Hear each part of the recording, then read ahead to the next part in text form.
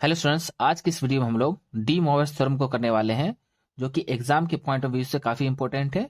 इस थ्योरम के 3 केस हैं, बारी बारी से हम लोग तीनों केस को प्रूफ करेंगे। सबसे पहले इसके स्टेटमेंट को हम लोग समझ लेते हैं। स्टेटमेंट कुछ इस तरह से है: इफ एन बी पॉजिटिव और नेगेटिव इंटीजर और fraction, then cos theta plus i sine theta to the power n equal to cos n theta plus i sine n theta. देखिए, इस स्टेटमेंट में हमसे कहा जा रहा है कि अगर ये जो n है ये पॉजिटिव इंटीजर हो जैसे कि 1 2 3 4 5, या नेगेटिव इंटीजर हो जैसे कि -1 -2 -3, या कोई फ्रैक्शन हो जैसे 3/4 5/6 6/5, इस तरह का कोई भी फ्रैक्शन हो, देन तीनों ही के केस में ये जो पावर में n है ना, वो कॉस और साइन के एंगल में मल्टीप्लाई हो जाएगा। कॉस और साइन के एंगल में मल्टीप्लाई हो जाएगा। आप यहां पे देख सकते हैं इक्वल टू में RHS में आप देख सकते हैं ये जो n है कॉस के एंगल में मल्टीप्लाई हो जाता है और साइन के भी एंगल में मल्टीप्लाई हो जाता है। ठीक है ना, इसी बात को हमको प्रूफ करना है। ठीक है, तीनों केस में। तो सबसे पहले हम लोग पहला केस लेके चलेंगे, when n be positive integer. तो हम क्या करते हैं, सबसे पहले cos theta plus i sine theta का पावर 2 लेके हम लोग चलेंगे। ठीक है ना, और हमको इस 2 को cos और साइन के एंगल में मल्टीप्लाई करके दिखाना है। ठीक है, तो सिंपल इसको मान लीजिए a और इसको मान लीजिए b, तो क्या हो जाएगा a प्लस बी का होल स्क्वायर। अब जानते हैं क्या होता है, a square plus b square plus 2ab, a plus B का होल स्क्वायर। आपको इस फॉर्मूले का इस्तेमाल कर लेना है। ठीक है ना, अब ये cos स्क्वायर थीटा हो जाएगा। ठीक है ना, और ये तो दोनों पे स्क्वायर आएगा, तो आई का स्क्वायर आप जानते हैं कि -1 होता है, तो -1 के कारण ये प्लस माइनस में बदल जाएगा और साइन पे भी स्क्वायर आएगा, दोनों पे आता है। ठीक है, उसके बाद आई को आप पहले लिख लीजिए, 2 यहां लिख लीजिए, उसके बाद साइन को पहले लिखिए, उसके बाद कॉस को लिख लीजिए, इस तरह से अरेंजमेंट कर लीजिए। ठीक है, अब इसको अगर इस वाले पार्ट पे अगर गौर करें तो ये आपने क्लास 11th में cos 2 थीटा का 4 फॉर्मूला पढ़े होंगे। ठीक है, उनमें से ये एक फॉर्मूला होता है cos square theta minus sine square theta. ठीक है ना, ये cos 2 थीटा का फॉर्मूला है, तो इसके जगह पे आपको cos 2 थीटा लिख लेना है। ठीक है ना, और ये sin 2 थीटा का फॉर्मूला होता है 2 sin theta into cos theta, इसके बदले आप लिखेंगे sin 2 थीटा। ठीक है ना, और आई की जगह आई। ठीक है, तो आपने देखा कि ये जो 2 पावर में था वो साइन और कॉस और साइन के एंगल में आ चुका है। अब इसी तरह से हम 3 पावर लेके चलेंगे और इस 3 को भी हम कॉस और साइन के एंगल में मल्टीप्लाई करके दिखाना है। ठीक है, तो अगर पावर 3 है तो इसको 2 पावर और 1 पावर के रूप में लिख सकते हैं हम लोग। जिस तरह से अगर x³ है तो इसको x स्क्वायर इंटू x का पावर 1 लिख सकते हैं, उसी तरह से इसको हम भी 2 पावर और 1 पावर के रूप में हमने लिख लिया। और हम यहां से देखो cos theta plus i sine theta का होल स्क्वायर की वैल्यू यहां से हमको ये प्राप्त है। तो आपको क्या करना है कि इसके जगह ये वैल्यू पुट कर लेना है। ठीक है ना, और इसको एज इट इज रहने देना है, जैसा है वैसा ही। ठीक है, इसके बाद आपको क्या करना है, सिंपल मल्टीप्लीकेशन करना है cos 2 थीटा को cos थीटा से। ठीक है ना, तो cos 2 theta into cos theta हो जाएगा। फिर cos 2 थीटा को आई साइन थीटा से, तो पहले आई लिख लेंगे, फिर cos 2 थीटा और साइन थीटा। ठीक है ना, और फिर इसको दोनों से मल्टीप्लाई करना है, तो आई पहले लिख लेते हैं और साइन 2 थीटा को cos थीटा से, तो sine 2 theta into cos theta यहाँ है। ठीक है ना, फिर आई साइन 2 थीटा को आई साइन थीटा से, तो आई इंटू आई स्क्वायर होगा, और sine 2 theta into sine theta. ठीक है ना, चूंकि दोनों का एंगल अलग अलग है तो सिर्फ इंटू में आपको लिखना है, स्क्वायर नहीं करना है। अब इसके बाद देखिए कि ये पहला वाला पार्ट, फर्स्ट वाला पार्ट और ये अंतिम वाला पार्ट। ठीक है ना, देखिए दोनों में कॉस एक साथ है और दोनों में साइन एक साथ है, इस दोनों को इकट्ठा करके लिख लेना इस तरह से यहाँ पे। ठीक है ना, cos 2 theta into cos theta ये रहा, और चूंकि आई स्क्वायर की वैल्यू -1 होती है जिसके कारण ये माइनस हो जाएगा, ठीक है, और हमें मिलेगा minus sine 2 theta into sine theta. इसको हमने यहां पे लिख लिया है। अब इस दोनों, ये जो बीच वाला टर्म है इसमें दोनों में आई है तो आई कॉमन कर लीजिए। तो इसमें क्या मिलेगा, पहले मैं इसको लिख रहा हूं, ठीक है ना। तो आई कॉमन कर लेंगे तो sine 2 theta into cos theta, sine 2 theta into cos theta, और इसमें मिलेगा cos 2 theta into sine theta, ठीक है ना। अब जरा गौर कीजिएगा, कॉस ए प्लस बी का फॉर्मूला क्या होता है। देखिए, कॉस ए प्लस बी हो या कॉस ए माइनस बी हो, दोनों में कॉस एक साथ होता है और साइन एक साथ होता है। कॉस एक साथ हो और साइन एक साथ हो तो समझ जाइए कि यह कॉस ए प्लस बी या कॉस ए माइनस बी का फॉर्मूला होगा, ठीक है ना। अगर बीच में माइनस हो तो प्लस वाले का होगा, यानी ए प्लस बी का फॉर्मूला होगा, और प्लस हो तो माइनस वाले का। फिलहाल तो यहाँ पे माइनस है तो ये हो जाएगा कॉस ए प्लस बी का फॉर्मूला। तो कॉस लिखेंगे और ए की जगह हो जाएगा 2 थीटा, अब बी की जगह हो जाएगा थीटा। तो आपको क्या करना है, कॉस ए प्लस बी यानी कि 2 थीटा प्लस थीटा, ठीक है ना। और ये साइन ए प्लस बी का फॉर्मूला है।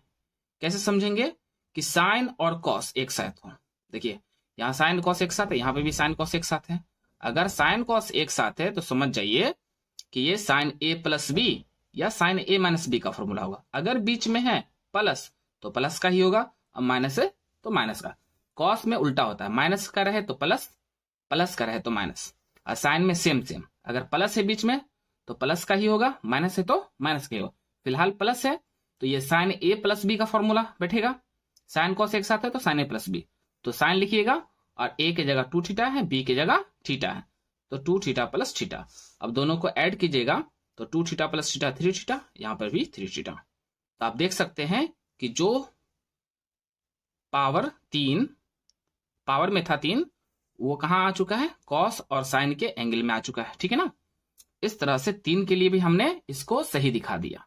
तो इसी तरह से अगर ये प्रोसेस हम चले, यानी कि similarly we get in this process, अगर इसी तरह से अगर प्रोसेस चलेगा तो हमको क्या मिलेगा कि ये जो भी पावर पॉजिटिव पावर हो रहा है वो एंगल में आ रहा है। तो इसलिए हम एन के लिए भी कह सकते हैं कि एन भी क्या होगा, कॉस और साइन के इनटू में आ जाएगा, अगर इसी तरह से हम चले तो, ठीक है।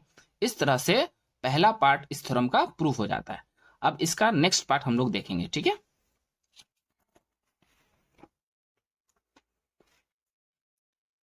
अब देखिए, इसका जो नेक्स्ट पार्ट है के सेकेंड में, when n be negative integer, यानी एन क्या हो हमारे पास, नेगेटिव इंटीजर।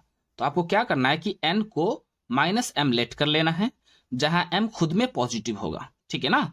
अब एम खुद में पॉजिटिव है तभी तो नेगेटिव होगा, यानी कि अगर एम की वैल्यू 2 लेंगे और पीछे माइनस है तो -2 हो जाएगा, नेगेटिव इंटीजर। अगर हम कहीं एम को अगर -2 ले लें तो यहाँ पे का जो माइनस है तो माइनस माइनस +2 हो जाएगा, इसलिए एम को आपको पॉजिटिव रखना है, ठीक है। अब जो हमारा थ्योरम है का जो एलएचएस पार्ट है उसको लेके चलेंगे, cos theta plus i sine theta का पावर n, यही एलएचएस पार्ट है थ्योरम का, लेके चलिए। उसके बाद आपको क्या करना है कि n की जगह, यहां से n की वैल्यू -m है तो n की जगह -m, ठीक है ना। अब एक ही फॉर्मूला ये जानते होंगे कि अगर a का पावर -p है तो इसको 1/a का पावर +p लिख सकते हैं, घात के नियम से, एक्सपोनेंट लॉ। तो सिमिलरली इसी फॉर्मूला का इस्तेमाल करते हुए हम लोग लिखेंगे 1/this का पावर प्लस, यानी कि नीचे में आने पर, नीचे या ऊपर जाने पे पावर वही रहता है, साइन चेंज हो जाता है। माइनस रहेगा तो प्लस हो जाएगा, अब प्लस रहेगा तो माइनस हो जाएगा, ठीक है। अब क्या करना है कि इस आई वाले पार्ट का साइन चेंज करना, यानी इसका कंजुगेट लेना है और ऊपर नीचे मल्टीप्लाई कर देना है। आई वाले का चिन्ह बदल करके, साइन चेंज करके ऊपर नीचे इसी नंबर से मल्टीप्लाई कर लीजिए, देखिए, ठीक है ना।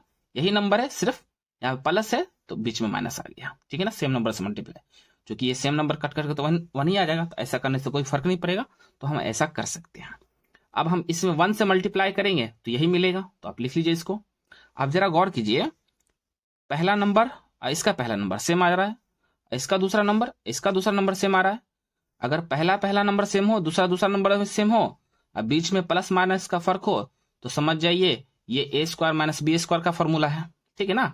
a + b, ये फॉर्मूला होता है a + b into a - b equal to a² - b²। पहचान क्या है इसका, पहला नंबर सेम दिखना चाहिए, दूसरा नंबर सेम दिखना चाहिए, बीच में प्लस माइनस का फर्क दिखना चाहिए। तो आपको क्या करना है, फर्स्ट नंबर का स्क्वायर माइनस सेकेंड नंबर का स्क्वायर। तो यहां पर भी अप्लाई कीजिए। देखिए पहला नंबर सेम दिख रहा है, दूसरा नंबर सेम दिख रहा है, बीच में प्लस माइनस का फर्क दिख रहा है। तो आपको क्या करना है, पहले नंबर का स्क्वायर माइनस दूसरे नंबर का स्क्वायर। ठीक है, अब हम लोग क्या करेंगे कि m को माइनस m लिखेंगे थीटा। क्यों ऐसा लिख सकते हैं, क्योंकि अगर कॉस में अगर नेगेटिव भी साइन लगा देते तो कोई फर्क नहीं पड़ता है, क्योंकि माइनस थीटा जो एंगल होता है ये फोर्थ क्वाड्रेंट का एंगल होता है, और फोर्थ क्वाड्रेंट कॉस का ही घर है, यानी कि कॉस थीटा फोर्थ क्वाड्रेंट में पॉजिटिव होता है। तो अगर इसमें माइनस भी लगा दें तो कोई फर्क नहीं पड़ेगा। तो इसलिए हम इस m को माइनस m लिखेंगे। ठीक है ना, और ये जो माइनस है इस माइनस को अंदर भेज देते हैं, या ऐसे भी समझिए कि साइन में जब हम m माइनस लगाएंगे तो इस पर फर्क पड़ेगा, क्योंकि ये माइनस थीटा जो है वो फोर्थ क्वाड्रेंट का एंगल है, और फोर्थ में सिर्फ कॉस थीटा और सेक थीटा पॉजिटिव होता है, साइन नेगेटिव होगा।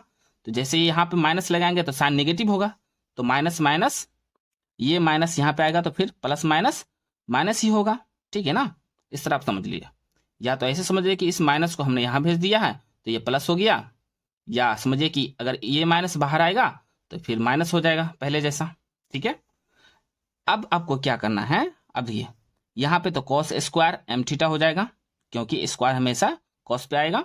और देखो आई स्क्वायर तो -1 होगा, तो -1 के कारण ये प्लस हो जाएगा, और इस साइन पे भी स्क्वायर आ जाएगा। ठीक है, अब देखिए माइनस m की वैल्यू हमारा जो ओरिजिनल यहाँ पे है देख सकते हैं, माइनस m की वैल्यू क्या है, n है।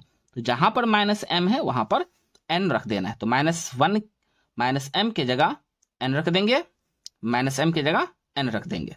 और चूंकि नीचे में क्या है, cos square theta plus sine square theta, इसको थीटा मान लीजिए पूरे को। ठीक है ना, तो कॉस साइन हो, एंगल सेम हो, पावर 2 हो तो बीच में प्लस हो तो वैल्यू 1 होता है, इसलिए हमारे पास ये रिजल्ट प्रूफ हो जाता है। इसका दूसरा केस भी इस तरह से हम प्रूफ कर सकते हैं। ठीक है, अब आते हैं इसके तीसरे पार्ट पे एंड लास्ट।